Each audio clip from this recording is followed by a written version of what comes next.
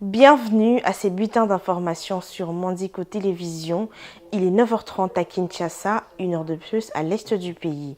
Une nouvelle bombe larguée depuis la ligne de front a explosé le matin de ce mardi 16 juillet à Bouéremena, causant la mort d'un soldat de FARDC et blessant 8 autres personnes, parmi lesquelles 4 militaires, 3 femmes civiles et un enfant.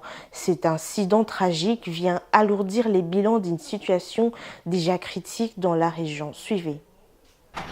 Parallèlement, d'intenses combats ont éclaté à Ndumba, Kabassé et Mouchiroi entre les rebelles du M23 soutenus par le Rwanda et le FARDC alignés aux milices locales Wazalendo. La population, qui avait fait preuve de résistance pendant plusieurs mois, commence à exprimer des vives inquiétudes face à la détérioration rapide de la sécurité. Selon nos sources sur place, les rebelles du M23 ont lancé une nouvelle attaque contre les positions de FARDC, une continuité de la violation de la trêve humanitaire dont la clôture est prévue pour le vendredi 19 juillet, conformément à la demande de Washington à tous les belligérants. Pour l'instant, c'est une panique totale qui caractérise la population de Bouéremena, entité que les rebelles du M23 tentent de conquérir depuis maintenant quelques jours, alors que le FARDC, soutenu par le Wazalendo, observe encore le cessez-le-feu.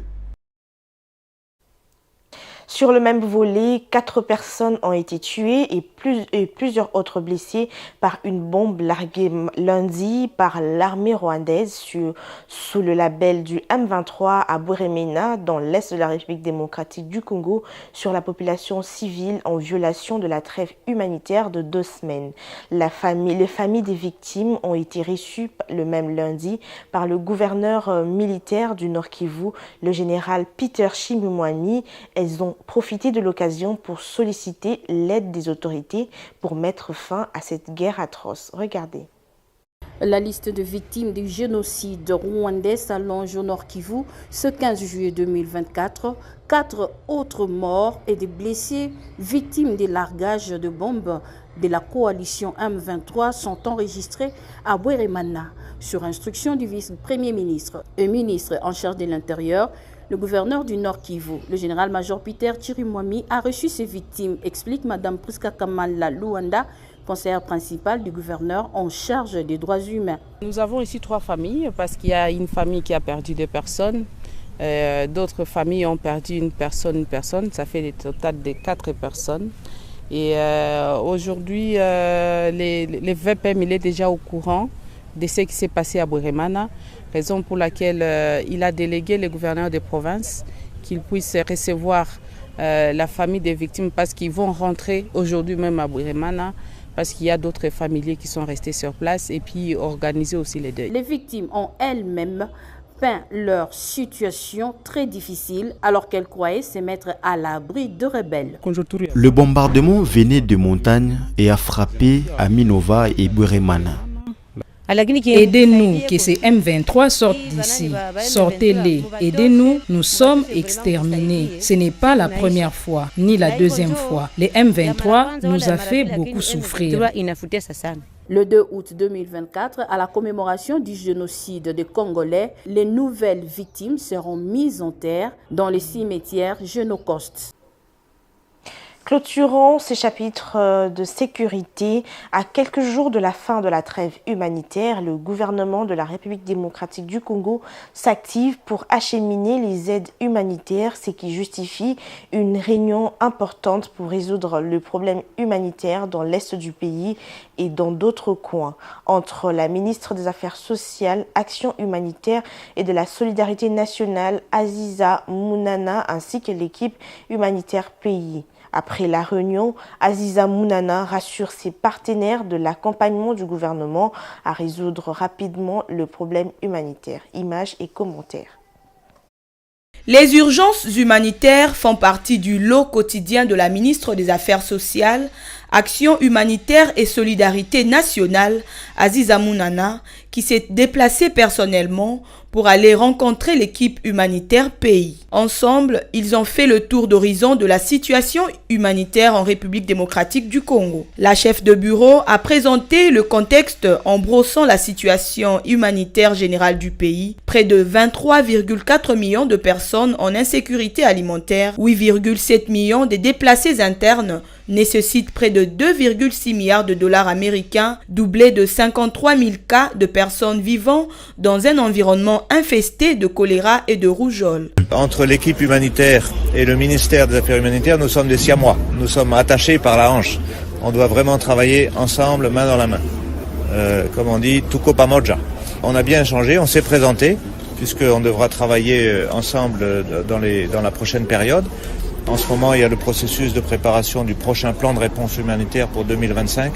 Donc c'est fait avec les autorités, sous le leadership du ministère des Affaires humanitaires. Pour la ministre des Affaires sociales, Action humanitaire, Aziza Mounana, il faut urgemment mener une action humanitaire et une nécessité d'engager des processus de solutions durables et mettre fin aux interventions ponctuelles. Avec l'accompagnement du gouvernement souminois et la détermination du chef de l'État, Aziza Mounana réaffirme son engagement de participer à la résolution du problème humanitaire. Elle a par ailleurs promis d'y travailler d'arrache-pied pour trouver des solutions autant que faire dans les limites de ses compétences.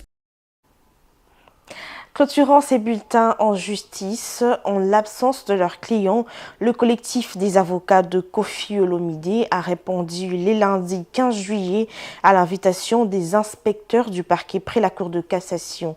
L'un des avocats de la star de la musique congolaise a affirmé avoir remis aux autorités judiciaires toutes les pièces justificatives de son absence. Le ministre de la Justice, pour sa part, a également informé l'opinion qu'il n'existe aucun dossier contre Kofi Olomide qui serait libre de tous ses mouvements. Regardez.